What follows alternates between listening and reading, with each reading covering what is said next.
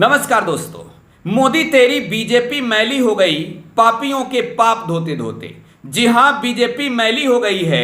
नरेंद्र मोदी जी की भाजपा मैली हो गई है पापियों के पाप धोते धोते, क्योंकि पापियों की बड़ी संख्या बीजेपी में शामिल हो गई है और उन पापियों के पाप धोते धोते नरेंद्र मोदी के नेतृत्व वाली भाजपा मैली हो गई है।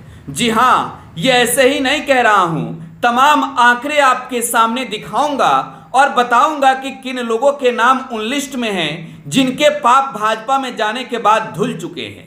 जी हां, भाजपा में जाने के बाद पाप धुल जाते हैं। विरोधी कह रहे हैं कि मोदी डिटर्जेंट पाउडर है, बीजेपी में जाओ सारे पाप मुक्त हो जाओ, बीजेपी में जाओ भ्रष्टाचार के सारे आरोप से मुक्ति पालो और फिर दहाड़ो, ये कह कर कि मेरे ऊपर तो कोई आरोप ही नहीं है, मैं तो सत्ता में हूं, मुझे ना सीबीआई का डर है, ना ईडी का, ना ही इनकम टैक्स का।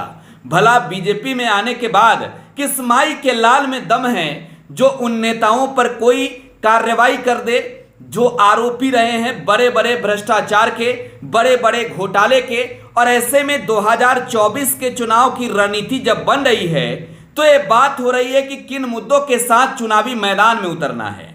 एक और विपक्ष का गठबंधन है, विपक्षी गठबंधन ने अपने गठबंधन का नाम रखा है Indian national developmental inclusive alliance. दूसरी ओर है एनडीए बहुत पुरानी है, लेकिन लंबे समय के बाद नरेंद्र मोदी ने एनडीए के नेताओं के साथ बैठक की है।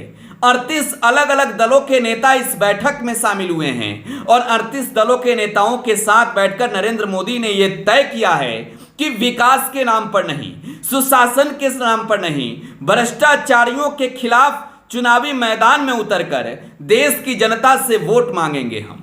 वहीं इंडिया गठबंधन वालों ने तय किया है बेरोजगारी, महंगाई, रोजगार, साथ ही साथ देश में बढ़ रहा भ्रष्टाचार, यही मुद्दा होगा नरेंद्र मोदी के खिलाफ 2024 के चुनावी मैदान में उतरने का। देश की जनता से विपक्ष के नेता जाकर ये कहेंगे कि पढ़ाई, कमाई, दवाई, सिंचाई, सुनवाई और कार्रवाई वाली सरकार का वादा करने आए हैं। जो वादे करेंगे हम पूरा करेंगे और वो दिखाएंगे कि नरेंद्र मोदी ने कैसे उनके साथ छल किया है। लेकिन दूसरी ओर मोदी जी खुले मंच से कह रहे हैं ये जो इंडिया गठबंधन है ये तो भ्रष्टाचारियों का गठबंधन है, इसमें जमावड़ा है भ्रष्टाचारियों का। लेकिन आपके सामने अब से कुछ ही क्षणों में वो ग्राफिक्स दिखाएंगे हम, जिस ग्राफिक्स में देखकर आप कहेंगे अरे भाई ये तो कमाल है। मोदी डिटर्जेंट पाउडर का, मोदी डिटर्जेंट पाउडर नाम हमने नहीं रखा है, ये नाम विपक्षी नेताओं ने रखा है और सोशल मीडिया पर उसकी तस्वीर भी खूब वायरल हो रही है।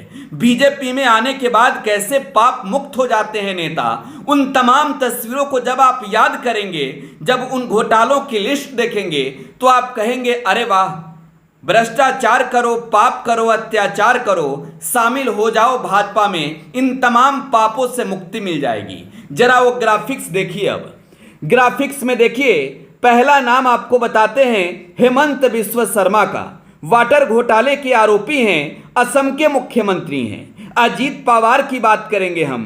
देखिए, अजीत पवार पर हाल ही में नरेंद्र मोदी बिहार में जब विपक्षी नेताओं की बैठक हुई तो जाकर मध्य प्रदेश में खुले मंच से प्रहार कर रहे थे और कह रहे थे कि 70,000 करोड़ के घोटाले के आरोपी नेताओं को भी अपने साथ रखा है विपक्षी लोगों ने। लेकिन उस अजीत पवार को नरेंद्र मोदी ने अपने साथ ले लिया है। नरेंद्र मोदी की भाजपा नेतृत्व वाली महाराष्ट्र की सरकार में अजीत पवार अब उप मुख्यमंत्री बन गए हैं। यानी सिंचाई घोटाले के आरोपी अजीत पवार अब पाप से मुक्ति ले चुके हैं, भ्रष्टाचार के आरोप से मुक्ति ले चुके हैं। अब इनके खिलाफ न सीबीआई की कार्रवाई होगी, ना तो ईडी की, ना ही इनकम टैक्स की।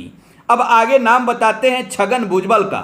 छगन भुजबल के बारे में आप जान रहे हैं, इन्होंने तो भाई साहब ने महाराष्ट्र सदन का ही घोटाला कर दिया था। अब ये भी जो है भाजपा के साथ आ गए हैं।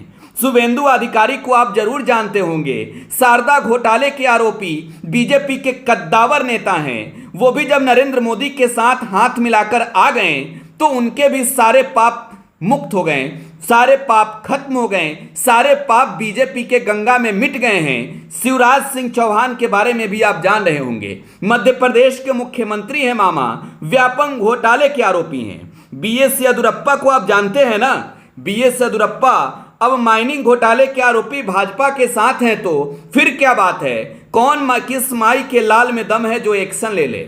मुकुल रॉय के बारे में भी आप जान रहे होंगे, वहीं शारदा घोटाले के आरोपी।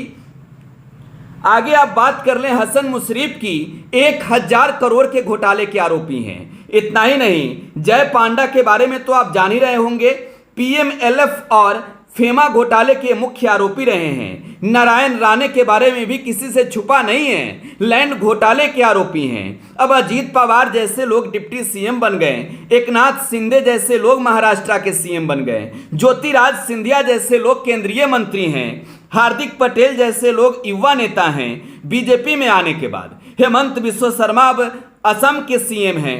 कैप्टन अमरिंदर जो है बीजेपी में जाने से पहले बहुत आरोप उन पे लगते थे, बीजेपी वाले लगाते थे, आज वो भाजपा के वरिष्ठ नेता हैं।